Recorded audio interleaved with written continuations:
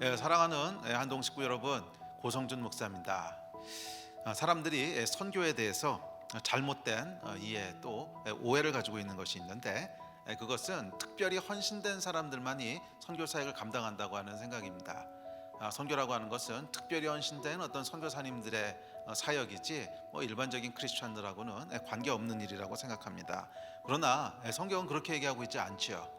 예수님께서 모든 민족으로 제자를 삼으라고 말씀하셨을 때는 어떤 특별한 사명을 가진 이런 선교사가 될 그런 자질이 있는 사람들에게 한정해서 주신 말씀이 아니라 모든 예수 그리스도를 믿는 자들, 예수 그리스도를 따르는 모든 사람에게 주셨던 그런 도전이고 권면의 말씀이었습니다.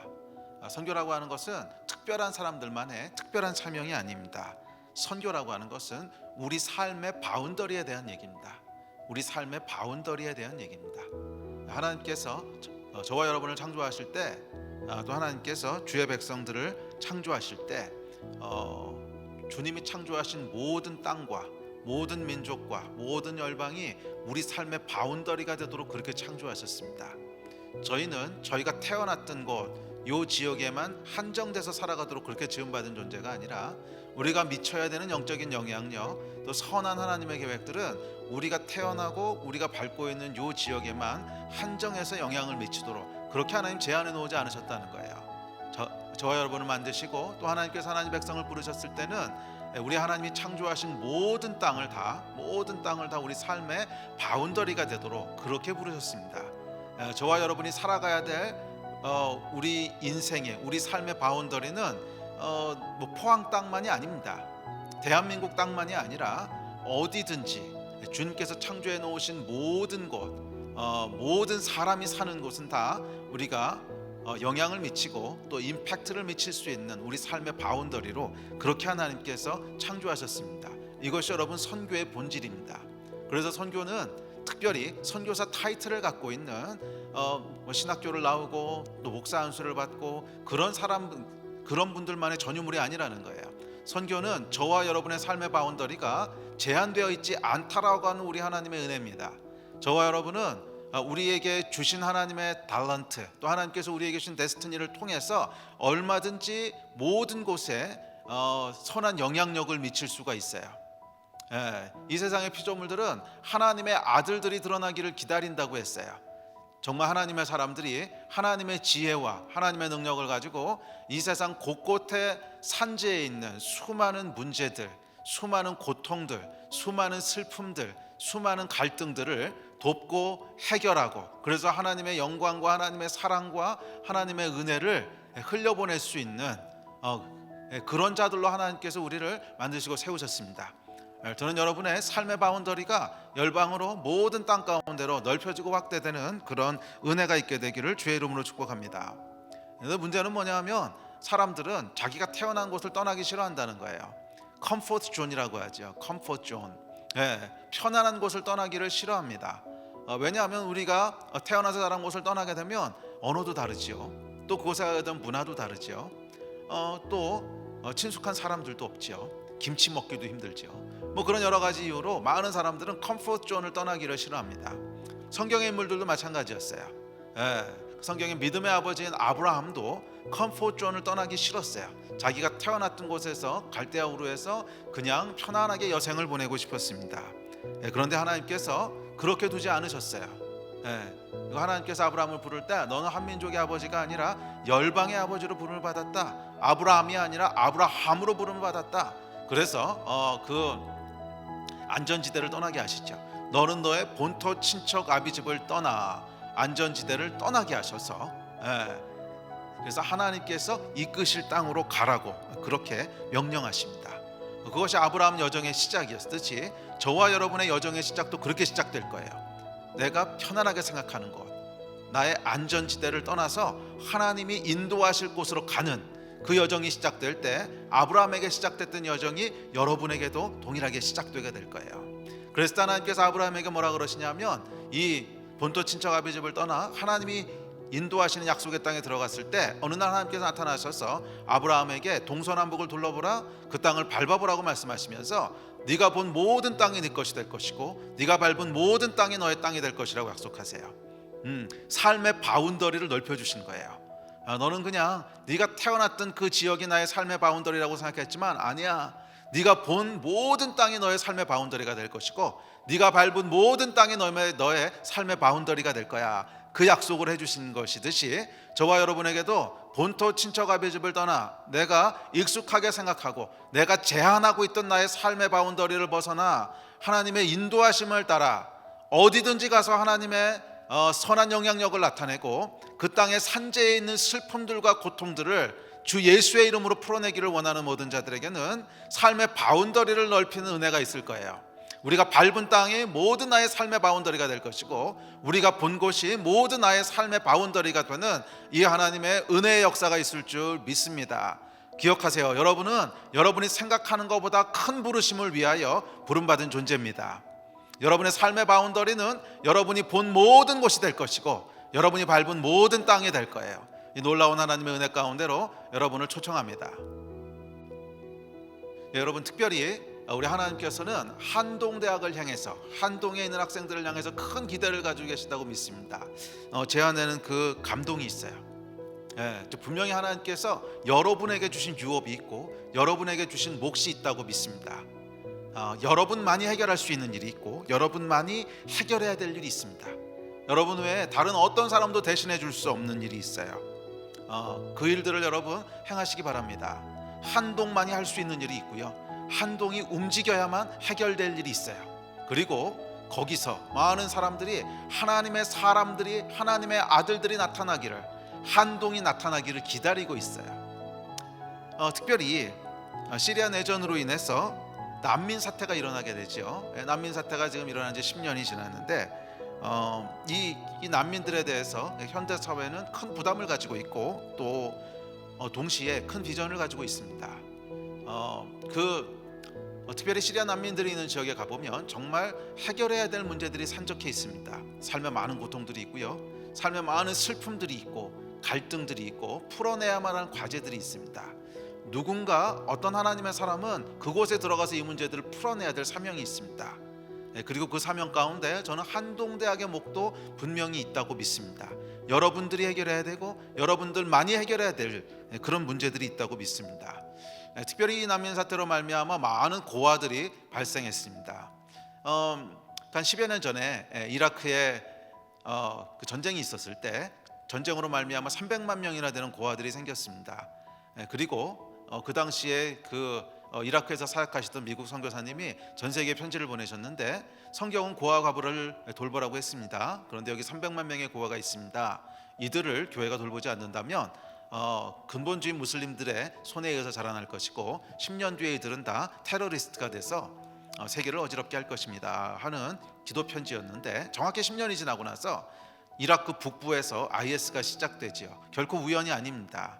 고아와 과부를 돌보라고 하는 하나님의 말씀을 우리가 놓쳤을 때, 그 말씀에 순종하지 못했을 때 우리가 대가를 치르게 되는 아픈 경험이었습니다.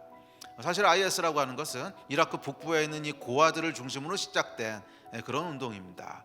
삶의 비전도 없고 미래도 없고 교육도 못 받았고 돈도 없는 고아들에게 이 IS 창시자인 아부바크르가 가서 비전을 제시한 거예요. 알라를 위해서 살아라. 너희 어차피 미래에 비전이 없지 않냐? 우리가 돈도 줄 것이고 결혼도 시켜줄 거다. 그래서 기름 판 돈으로 이제 월급 주고요, 또 여자들 잡아다 결혼시키고 이렇게 하면서 폭발적으로 일어났던 것이 IS고, 그 IS로 말미암아 전 세계가, 특별히 유럽이 큰 위기, 정말 경험해보지 못한 그런 테러의 공포를 겪으면서 들썩들썩했습니다.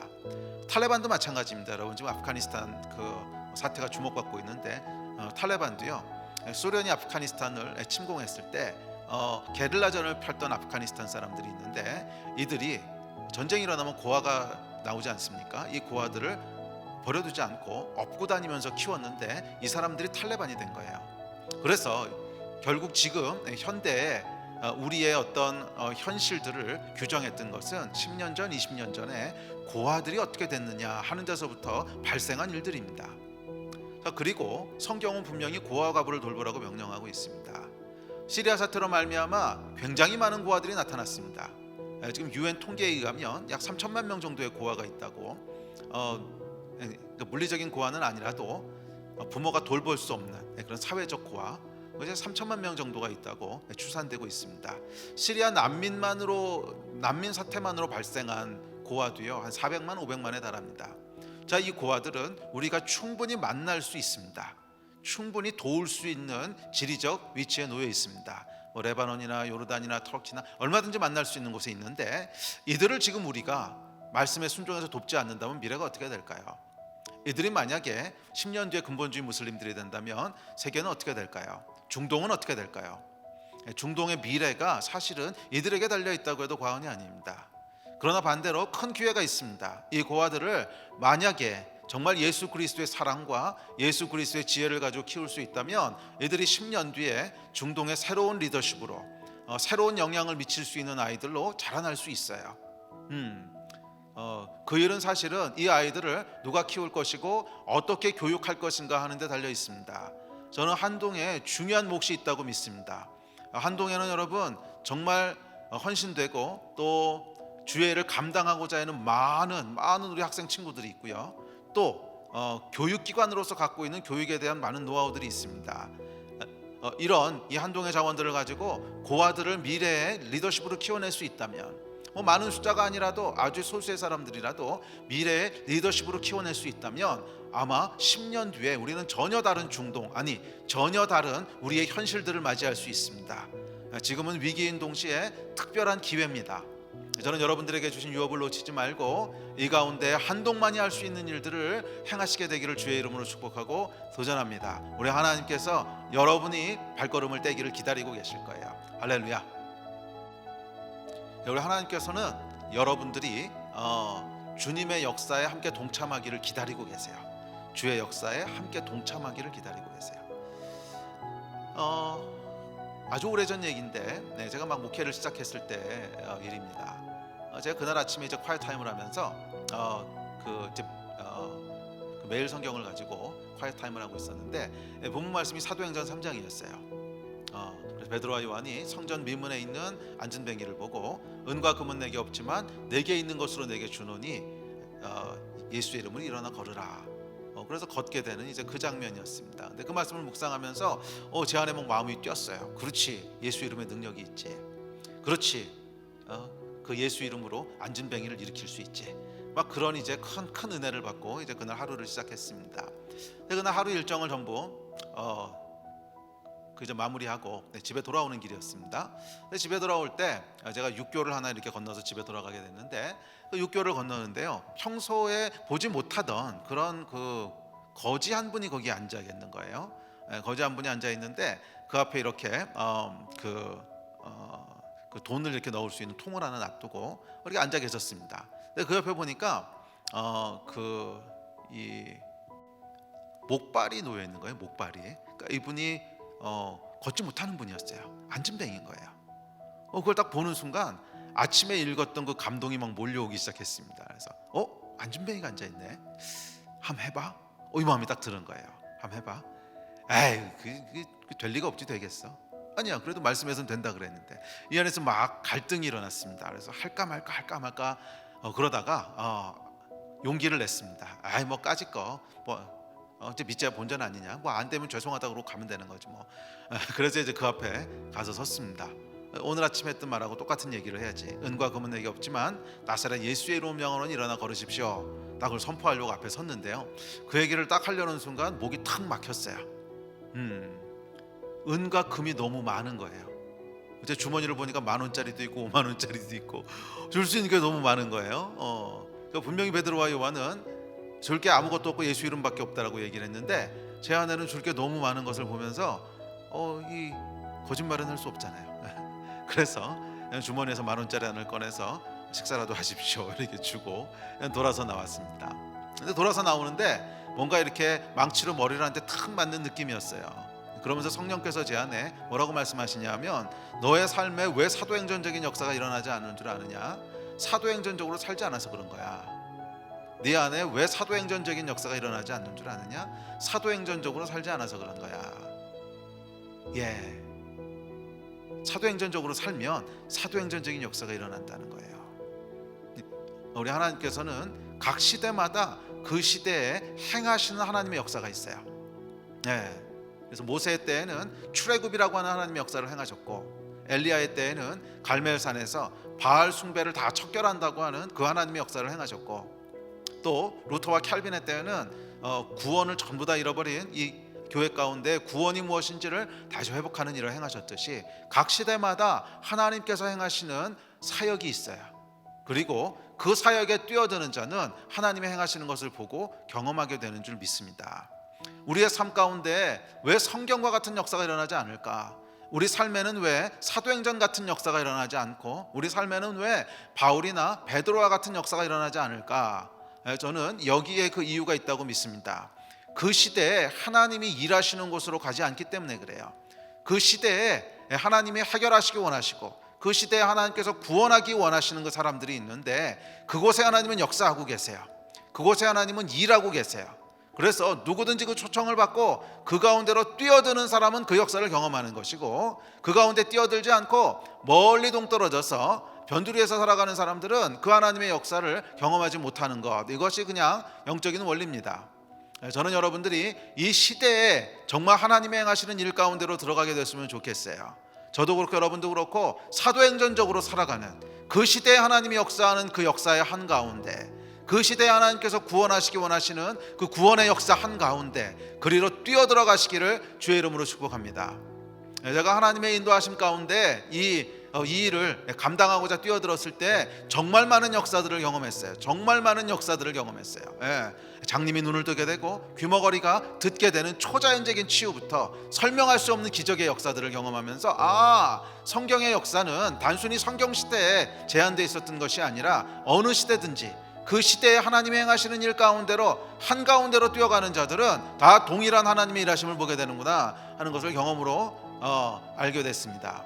지금도 하나님께서는 이 시대에 하나님이 행하시는 그 역사, 지금은 특별히 저는 중동에 있는 난민들 가운데 하나님 일하신다고 믿는데, 이 난민 고아들을 구원하고 치유하는 역사 가운데로 뛰어들어 볼 사람을 기다리고 계세요.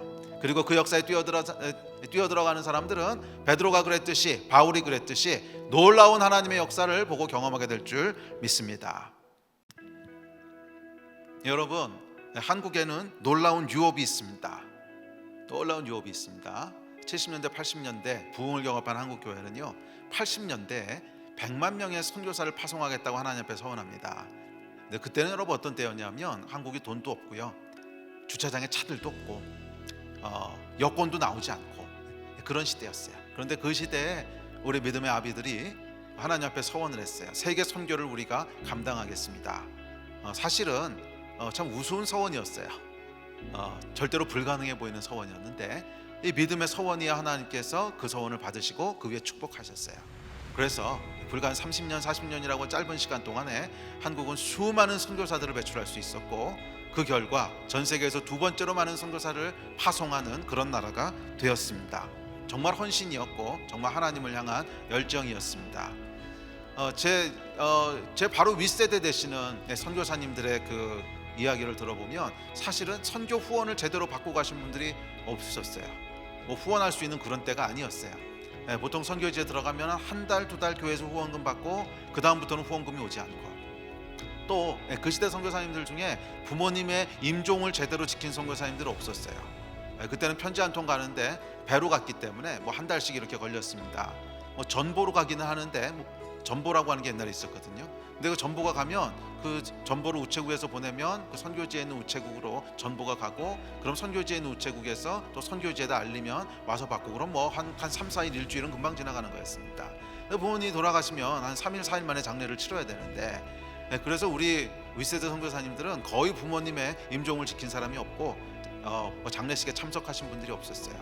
그러나 그럼에도 불구하고 수많은 우리 믿음의 선배들이 끊이지 않고 이 서원을 지켜왔습니다. 끊이지 않고 그 서원을 지켜왔고, 그 결과 오늘날 한국이 있다고 믿습니다. 저와 여러분이 누리고 있는 오늘날이 놀라운 한국의 축복은 저는 이분들에게 진 빚이라고 믿습니다. 놀라운 헌신의 결과 놀라운 축복을 한국교회가 누리게 됐고, 오늘 그 축복 가운데 저와 여러분이 있습니다. 이 믿음의 유업이 여러분에게 있어요. 이 믿음의 유업이 여러분에게 있어요. 저는 여러분들이 이 유업들을 취하셨으면 좋겠습니다. 그리고 한국교회 가운데 이어졌던 이 아름다운 서원과 아름다운 헌신과 아름다운 발걸음들이 여러분 때에 계속 이어지게 되기를 주의 이름으로 축복합니다. 믿음의 유업들을 이어가시고 맥이 끊기지 않게 하시고, 그랬을 때 하나님께서 믿음의 유업 위에 축복하셨던 이 놀라운 축복이 저와 여러분의 것이 되고, 여러분 세대에는 더욱 놀라운 하나님의 은혜와 더 큰 열매와 더 큰 부흥과 더 큰 하나님의 축복을 누리게 되는 은혜가 있을 줄 믿습니다. 이 대한민국 가운데 이어져 왔던 이 믿음의 유업, 그리고 유업 위에 부으셨던 하나님의 축복이 저와 여러분을 통해서, 특별히 한동을 통해서 계속 이어져 가고 더 확장되어 가기를 예수 그리스도의 이름으로 축복합니다. 할렐루야. 사랑하고 축복합니다.